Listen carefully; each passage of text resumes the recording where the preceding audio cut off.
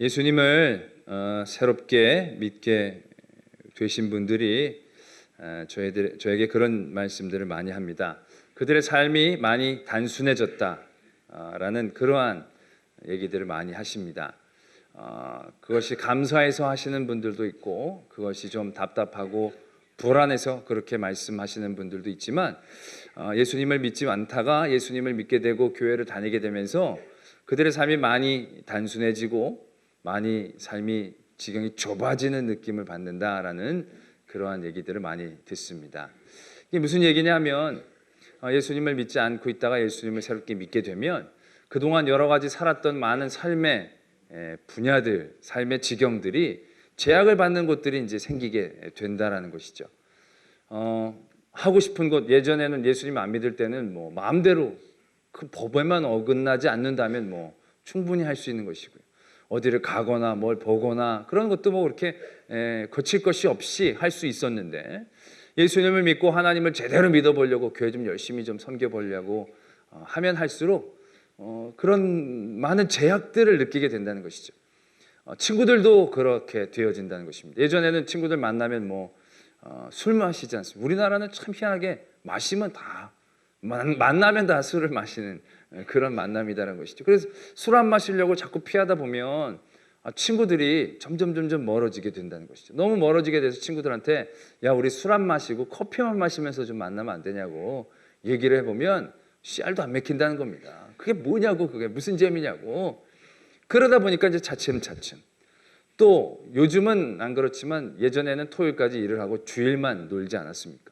그러니까 주일날 뭐 놀러도 다니고 뭐도 하던 분들이 주일날 교회 나가야 되니까 평소에 등산 가는 것도 못 가고 운동하는 것도 못 하고 놀러 가는 것도 못 하고 그러한 생활들을 만나게 되어진다는 것이죠. 예전엔 굉장히 많이 했는데 예수님을 잘 믿으면 믿을수록 삶이 점점 좁아지고 단순해지게 된다라는 그런, 어떤 분들은 그게 감사해서 하시는 분들도 있고, 어떤 분은 그게 너무 답답하고 불안해서 말씀하시는 분들도 여럿 계신다라는 것이죠. 정말로 그렇습니다. 우리가 하나님을 믿으면, 요즘은 안 그런데 예전에 진짜 잘 믿는 분들은 교회 다니는 것 때문에 벚꽃 본 적이 없고요, 벚꽃 구경 가본 적이 없고, 단풍 가본 적이 없고요, 몸 물에 담가 본 적도 없고요. 왜 주일 6일 동안 일하고 주일날 교회 가야 되니까 그거 언제 할 시간이 있겠어요? 단풍 봐봐야 교회 앞마당에 있는 단풍이나 뭐 앞산에 있는 단풍 보지, 단풍돌이 절대 생각을 못했습니다. 그리고 교회 지키는 것 때문에 해외여행 한 번도 안 가신 분들도 있었습니다. 요즘은 뭐 다들 적당히 알아서 타락하셔가지고 볼 거 다 보고 할 거 다 하시지만, 말 안 해도 슬슬 쏟아내듯이 이렇게 잘 알아서들 안 걸리게 하시지만, 하여튼 옛날에는 좀 제대로 믿어보려고 하면 그게 쉽지 않았다는 것입니다. 또 사람들 만남이나 모임들도 계속 굉장히 이렇게 삶의 지경이 좁아지고 단순해지는 그러한 삶, 그런 거 다 여러분들 보시게 된다는 것이죠. 저만 봐도 그렇습니다. 저도 저희 가정이 다, 저희 아버님도 목회를 하셨고 큰아버님들도 다 목회하시고 장로님이 많으셨어요. 저희들은 설이나 추석 때 같이 모인 적이 없습니다. 거의 10년마다 한 번씩 정도. 왜냐하면 수요일 안 끼고 주일 안 끼고 그럴 때가 별로 없거든요. 그러니까 늘 못 만나는 겁니다. 결혼식을 해도요, 저는 저희 친척들 결혼식에, 가까운 친척 결혼식에 가본 게 3번 정도밖에, 제 여동생 결혼식, 제 형님 결혼식, 제 조카 결혼식은 제가 주례를 하느라고 갔고요. 왜냐하면 토요일날 늘 제가 주례를 많이 하니까 친척 그런데 가보지를 못합니다. 친척이라고 오면 내가 얼굴이 모르는 분들이 많아요. 사촌 형님들 지금 어떻게 나이를 먹어갔는지 잘 모르는 분들이 여럿 계세요. 가까운 데도요. 저는요, 동창이 없습니다. 초등학교, 중학교, 고등학교, 대학교 동창이란 모임이 없습니다. 하루는 저희 아내가 저한테 묻는 겁니다. 당신은 친구 없어? 그 물어보다. 왜냐면 생전 친구 만나러 간다는 얘기가 친구 얘기가 없으니까요, 제가. 그래서 가만히 생각해 보니까 몰랐거든요. 근데 정말 그렇더라고요. 동창을 만났어야죠. 뭐 만나면 다 뭐 내가 가기 좀 거북한 데서 만나고, 토요일날 만나는데 제가 늘 토요일날 뭐가 많으니까 못 가고, 그러니까 이게 동창들하고 만나고, 뭐 그렇다고 제가 왕따로 살았던 게 아닙니다. 그땐 다 했었어요. 근데 지나놓고 보니까 이렇게 막 교회 열심히 일하고 뭐 열심히 일하려는 게 아니라 목사다 보니까 그런 세상적인 관계가 다 저는 인간관계가 여러분들이 다 압니다. 여러분들이 저를 버리시면 저는 아무것도 남지 않습니다. 하여튼 그렇다라는 굉장히 저는 삶이 심플해진다는 것이죠. 그런 것들을 얘기를 하면서 어떤 분들은 굉장히 두렵고 힘들다라는 얘기들을 많이 하시죠. 야, 이게 이렇게 사는 게 맞습니까? 이거 이래도 되는 겁니까? 저는 그것을 이제 우리가 결혼하고 비유를 좀 해보면 이해가 쉽지 않겠나 생각을 하는데요. 저도 이제 결혼을 총각이었다가 결혼을 했습니다. 결혼을 했는데 결혼을 하고 나서 갑자기 가슴이 답답하면서 막 이렇게 뭔가 막 이렇게 막 그런 느낌이 한 이틀 정도 있었습니다. 이틀 정도. 무슨 얘기냐면 결혼하기 전에 총각이었을 때는 뭐 이 자매랑 밥 먹어도 되고 저 자매랑 밥 먹어도 되고 이 자매랑 영화 보고 저 자매랑 이 자매들이랑 놀러 가고 저 자매들이랑 놀러 가도 되고 뭐 그게 자유했잖아요. 근데 그게 전혀 거리낌이 없는 것이었습니다. 근데 결혼을 하고 나서 나중에 어떤 전화를 받으면서 내가 그래 밥 한번 그 얘기를 하는데 갑자기 가슴이 막막해지면서 이러면 안 되는 거지. 세상의 반쪽을 잃어버린 겁니다. 결혼함과 동시에 내 삶의 지경이 반으로 확 쪼그라드는 겁니다. 옛날엔 이 사람 만나도 되고 저 사람 만나도 되고 이렇게 밥 먹어도 되고 저 사람만 먹어도 되는데 결혼함으로 그냥 팍 쪼그라들어가지고 한 사람하고만 밥 먹어야 되고 한 사람하고만 영화 봐야 되고 한 사람하고만 극장에 가야 되고 뭐 그렇게 생각이 되는 거예요. 그냥 이틀 정도만 답답한 생각이 들다는 거죠. 여러분들도 그런 생각 안 해보셨습니까? 여러분 키를 쓰고 결혼하니까 그 다음부터는 얼마나 그게 생각해 보십시오. 이 결혼을 다들 하는데 한 사람하고 40-50명을 주구장창 쳐다보고 아침도 그 사람하고 먹어도 점심 그 사람들 먹어 바쁠 때 하지만 나중에 은퇴하고 나면 아침 먹고도 그 사람, 점심 먹고도 그 사람, 저녁 먹고도 그 사람, 뒤돌아서도 그 사람, 앞에 보고 나서도 그 사람, 뭐 지겹지 않겠습니까? 여러분 생각해 보면 끔찍하다는 생각들 할 수 있는 상황이다라는 겁니다. 전 개별적인 얘기를 보편적으로 하는 게 아닙니다. 보편적인 얘기를 그냥 하는 겁니다. 여러분 보십시오. 세상이 얼마나 변화하고 쉽게 지치고 사람들이 얼마나 좋아하는 것들이 쉽게 바뀝니까? 한 사람하고 40년 50년 사는 거 끔찍하지 않습니까?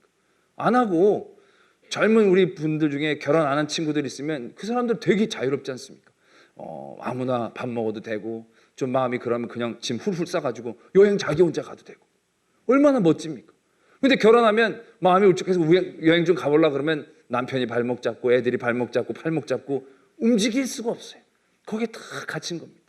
굉장히 답답한 상황입니다. 상황은 물리적으로 보면 그 상황이 그렇다라는 얘기죠. 많은 사람들과 만날 수 있는 관계에 나의 삶의 지경이 굉장히 넓었는데 결혼함으로 팍 쪼그라드는 겁니다. 그런데 여러분 어떻습니까? 많은 사람들이 그래도 결혼을 합니다.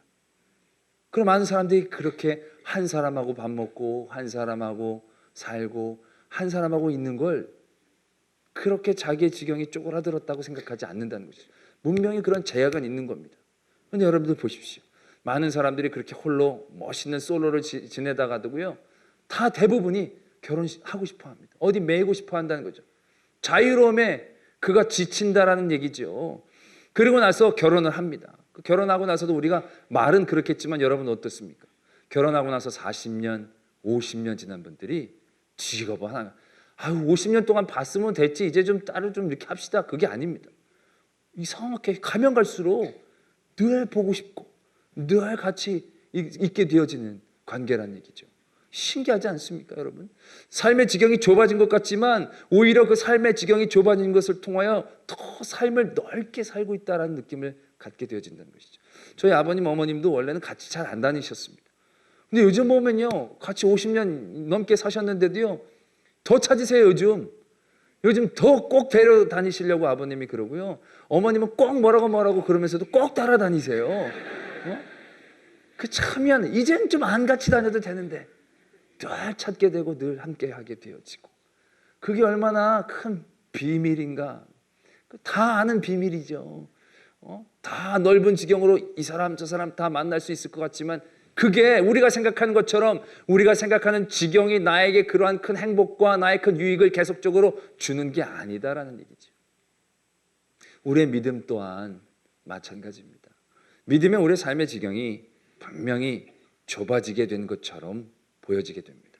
그 전에 누렸던 나의 많은 지경들, 내가 얻었던 많은 지경들이 좁아지면서 빼앗기면서 잘려나가는 것 같으면서 왠지 손해보게 되어지는 것 같고 이래도 되는가 싶기도 하는 그런 삶으로 내가 좁아지는 느낌, 하나님에게만 갇혀지는 느낌을 갖게 되어집니다. 세상적으로 보면 정말로 그렇죠. 그러나 여러분, 결혼과 거의 비슷하다는 것이죠.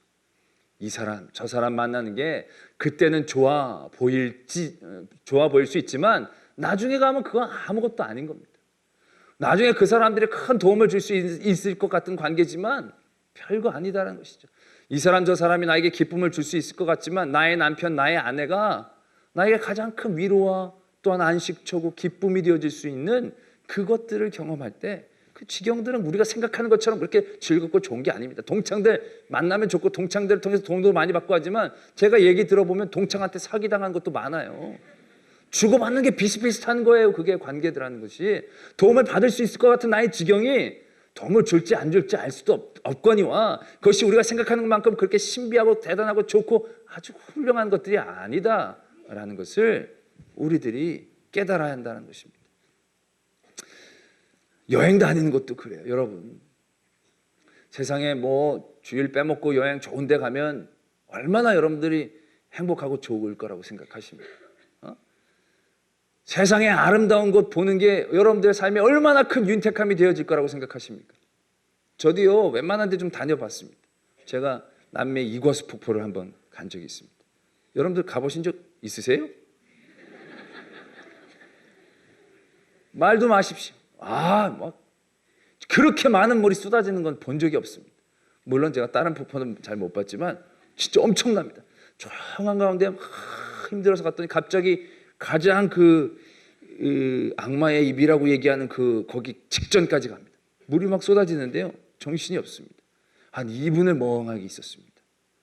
그러고 있다가 2분 뒤에 제가 옆에 선교사님을 보고 뭐라고 했는지 아십니까?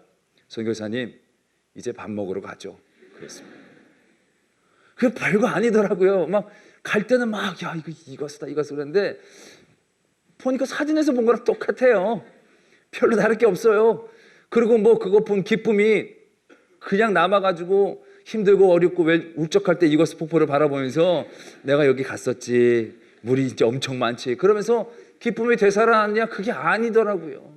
세상에 기쁘고 즐겁고 좋고 대단한 것들 있어 보이지만, 그 지경을 지키는 게 굉장한 것들 같아 보이지만 아니요, 가보면 잠깐이고 별거 아닌 거다라는 것이죠. 정말로 우리들의 큰 기쁨, 큰 은혜는 어디에서부터 오느냐? 제가 목사라서 하는 얘기가 아니라 영원히 질리지 않고 조강지처럼 나의 남편처럼 늘 나에게 기쁨을 주실 수 있는 지경, 그건 하나님의 지경 아니다라는 것이죠. 할렐루야. 그렇기 때문에 평생 해외 안 나가봐도요, 그것 때문에 불평하는 분들이 별로 없어요. 그래도 감사하고 기쁘고 즐거운 거예요. 가봐야 집 떠나면, 그렇죠, 집 떠나면 생고생. 주일날 예배 안 드리고 떠나면 생고생인 거예요. 그냥 여러 아버지들 이제 힘을 얻으세요. 집에서 뭐라 그러면 주의 지경 안에 있어야 된다. 할렐루야. 제가 이제 오늘 말씀을 보면 그걸 우리가 너무 잘 알 수 있는데요, 오늘 우리가 읽은 말씀은 배경이 있습니다. 어떤 배경이냐면 모세가 하나님께서 시내산으로 부르셔서 시내산에 가서 계명을 받습니다. 그게 출애굽기 20장에 10계명이 나오고 거기에서 또 부수적인 여러 가지 법칙들에 대해서 하나님이 이제 모세에게 쭉 얘기합니다. 뭐 안식일, 율례, 법도 뭐 이런 여러 가지 사항들을 얘기를 일단 하십니다. 근데 그 위에서 너무 오래 있다 보니까 밑에서 사람들이 견디질 못해가지고 금송아지를 만들지 않습니까? 모세가 내려와가지고 화가 나가지고 이제 돌판을 던져서 깨버리지요. 그리고 나서 이제 그 일들이 정리가 됩니다. 그래서 하나님이 그 일들이 정리가 된 다음에 다시금 모세에게 돌판을 새롭게 깎아가지고 들고 올라오라고 말씀을 하십니다. 그리고 나서 이제 모세가 돌판을 들고 올라갔습니다. 그리고 그 돌판에 하나님께서 새롭게 계명을 새겨주시고, 그 이전에 벌써 출애굽기 20장에서부터 한 몇 장에 걸쳐서 하나님께서 모세에게 해주셨던 얘기 중에 중요한 얘기를 다시 요점만 다시 한번 강조해주고 계시는 게 이 34장의 내용입니다. 하나님이 가서 우상 숭배하지 말라라는 얘기를 하시고, 또 안식일을 잘 지키고 절기를 잘 지키라는 당부를 특별히 오늘 하고 계십니다. 근데 그 이전에 이 출애굽기 20장 이후에서 하나님께서 안식일을 지키고 절기를 지키라고 할 때는 그냥 지키라고만 했습니다. 그래서 그냥 안식일 지키고 절기를 지키는 것보다 생각을 했는데, 오늘 하나님께서 다시 한번 강조해 주시면서 그 지키는 것의 의미가 뭔지에 대하여 잠깐 언급하고 계신다는 것이죠. 오늘 우리가 읽지는 않았지만 21절에 보면 너는 엿새 동안 일하고 일곱째 날에는 쉴지니 밭 갈 때에나 거둘 때에도 쉴지며, 이렇게 적고 있습니다. 이제 우리가 안식일을 지킨다는 게 그냥 6일 일하고 하루 쉬는 그런 정도만 이제 우리가 생각했죠. 그리고 어떻게 보면 우리는 그게 어렵진 않습니다. 왜냐하면 지금은 모든 세상이 월화수목금토 주일날은 쉬니까 거기에 이제 맞춰서 돌아가니까. 물론 자영업을 하시는 분들은 늘 그날이 좀 부대끼기도 하시지만 그게 큰 사회적으로 어려움은 없다라는 얘기죠. 근데 지금 이 하나님께서 명령을 내려주실 이때는 이런 달력의 계통으로 돌아가는 그런 시기가 아닙니다. 그리고 또한 그냥 아무 일 없을 때는 그냥 하루 쉬는 게 별 큰 어려움이 없지만, 오늘 하나님께서 분명히 언급하시기를 밭 갈 때나 거둘 때에도 쉬어라 라고 특별히 언급하고 계신다는 것입니다. 여러분, 농사를 저는 안 지어봤지만 지어본 분들은 잘 아실 겁니다. 어떤 때를 맞추는 게 얼마나 그 소출에 큰 영향을 미치는지, 제때에 밭을 갈고 제때에 씨를 뿌리고 제때에 거두는 것과 그렇지 못한 것이 얼마나 큰 소출의 차이를 가져다 주는지를 잘 아실 것입니다. 그런데 하나님은 그때에도, 밭 갈 때도 거둘 때에도 반드시 그 하루를 온전히 쉬라는 겁니다. 밖에 지금 익어가지고 떨어지고 있는 상황에 정말 한 시간이 급한 이 시기에 하루 종일 쉬게 된다는 게 그게 간단한 도전이 아닙니다. 결국 우리가 안식일 주일을 지키는 것도 이 문제거든요. 하나님을 거룩하게 섬기고 창조의 섭리에 따라 마치는 것도 있지만 결국 자기의 소득의 지경, 자들에게 이익의 지경이 좁아지는 것들을 경험하면서 그것들을 감당해내면서 그 손해들을 뛰어넘고 결국 하나님의 지경에 내가 들어가느냐 들어가지 않느냐, 이 문제거든요. 굉장히 거룩하고 순간 문제가 아니라 굉장히 1차적인 문제일 수 있다는 것입니다. 하나님은 근데 그것에 분명하고 명확하게 지목하고 계십니다. 밭 갈 때나 거둘 때에. 그리고 나서 너희가 절기를 잘 지켜라.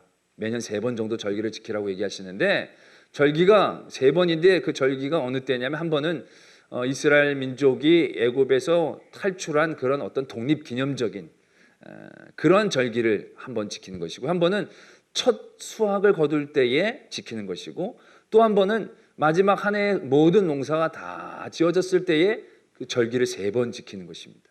한 번씩 보면 거의 7일씩 지키게 되어 있는 게 절기입니다. 근데 우리가 보면 부활절이나 뭐 우리 추수감사주일이나 성탄주일이나 우리가 절기 지키는 거 그렇게 뭐 어렵게 받아들이지 않을 수 있습니다. 근데 여러분, 이 굉장히 다른 얘기입니다. 여기서 하나님께서 그들에게 절기를 지키라고 하는 이 내용이 오늘 보면요, 굉장한 큰 도전이다라는 얘기죠. 너희가 매년 3번, 모든 남자들이 매년 3번 여호와 이스라엘 하나님 앞에 함께 모여야 한다는 것이죠. 여러분, 지금같이 상비군이 있어서 국경을 지키고 여러 가지 시건장치가 잘 돼 있고 그런 시대가 아니다라는 것이죠. 그때는 자기가 안 지키면 지켜줄 사람이 없는 겁니다. 그리고 그때는 어떤 법이라는 게, 국제법이라는 게 없었기 때문에 힘 있는 자가 와서 빼앗으면 빼앗기는 거예요. 더군다나 이 절기라는 것이 아까도 말씀을 드렸듯이 무엇인가를 쌓아놓고 와야만 하는 절기예요. 추수를 해놓고 와야만 하는 절기예요. 그 집에 그러한 모든 소출과 처자식이 집에 남아있는 거예요. 남자들만 오는 거예요. 그리고 주변에는 호시탐탐 노리고 있는 많은 부족들이 있는 상황이라는 얘기예요. 말하자면 우리가 아침에 교회 나올 때 동네 방네 마이크를 켜고, 여러분 저 이제 교회 다녀옵니다. 문 다 열어놓고 창문 금고도 다 열어져 있습니다. 저는 저녁 늦게나 돌아옵니다. 갔다 오겠습니다. 이거랑 똑같은 거예요. 와서 가져가라는 얘기보다도 더 무서운 얘기다라는 것이죠. 또 그 당시는 이제 그 성경에 보면 왕이 출정할 때 뭐 이런 때가 있습니다. 이 때가 어느 때냐면요, 그때 그 땅의 사람들도 아무 때나 전쟁하는 게 아닙니다. 아무 때나 전쟁한다고 다 빼앗을 수 있는 게 없잖아요. 딱 이때입니다.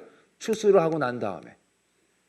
그럴 때 좀 농사적으로도 좀 한가할 때 그때 모여가지고 뺏으러 댕기는 겁니다. 아주 정기적으로 전쟁을 하는 그런 기간이다라는 거죠.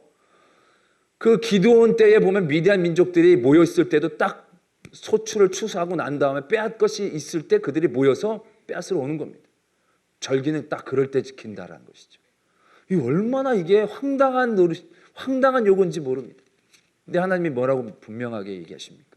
절기는 어떻게 보면 우리의 지경을 포기하는 그러한 도전입니다. 절기를 지킨다는 것은 내가 쌓고 내가 바라보는 지경들을 잘라내겠다라는 결단과 똑같습니다. 절기를 지킨다는 것은 내 모든 삶에 누렸던 지경들에 대해 일단 포기합니다 라는 것과 마찬가지다라는 것입니다. 그냥 하나님께 와서 감사합니다라고 제사 드리고 예배한 그 이상의 의미가 실제적인 삶 가운데에 포함되어 있다는 얘기죠. 근데 그걸 내려놓고 요 앞에 남자들이 모여서 예배하라는 거죠. 그랬더니 하나님이 그 다음에 뭐라고 얘기하십니까? 내가 너의 지경을 넓혀주겠다라는 것입니다.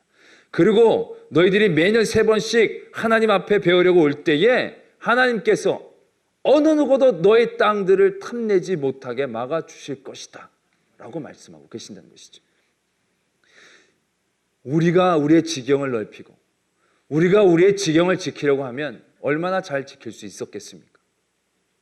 그걸로는 지킬 수 없습니다. 여러분들 영화 보면요 다 완전 철저하게 뭔가 지켜도요 꼭 도둑들은 그거를 물론 영화니까 그럴 수 있겠지만요 뺏으려는 마음만 먹으면요 어느 누구도 다 빼앗을 수 있게 되어지는 것 같다라는 거죠. 우리가 중요한 건 우리가 얼마나 잘 지키느냐가 아닙니다. 우리가 가지 않고 내가 얼마나 한 잠도 자지 않고 나의 경계를 지키느냐 아닙니다. 누군가가 나에게 빼앗을 마음만 먹고 작정하고 덤벼들면 빼앗기건 빼앗기지 않건 간에 그건 나에게 큰 손해다라는 것이죠. 그럼 내가 지키는 게 큰 의미가 없다라는 생각들을 많이 하게 되어진다는 것이죠. 그러나 오늘 하나님 어떻게 말씀하십니까? 내가 그들의 마음을 붙잡아 주겠다는 것이죠. 탐내지 못하게 하겠다라는 것입니다. 완전히 마당 비워놓고 네가 온다 할지라도 너가 너의 지경을 내려놓고 하나님의 지경 안에 들어오게 되어질 때에 하나님께서 하나님의 지경을 그들에게 넓혀주신다는 것입니다. 하나님의 지경을 그들에게 보여주신다라는 것입니다.